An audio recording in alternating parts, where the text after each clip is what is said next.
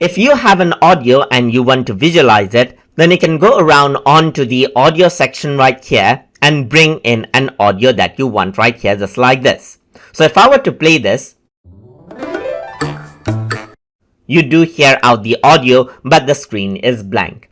And if you want to add in a visualizer, then you can go around onto the graphics section, and then you can go to the frame and overlays, see more section, and over here if you were to scroll down, you can see an audio visualizer option right here. So you can just go around and bring that in, and you can see the audio visualizer right here.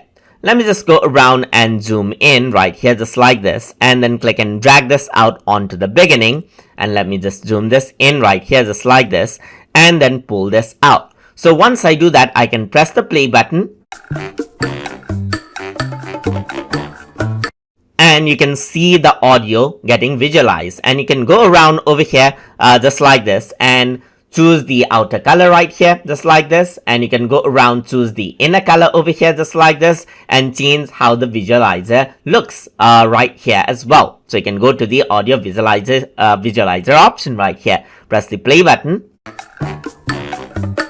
and that is what you have. You can keep the visualizer on the top layer right over here as well. But let me just go around and bring in, let's say, a footage right here. I can keep the footage in the bottom, and you can see the audio visualizer around over here on the top as well. So if I were to go around and play this,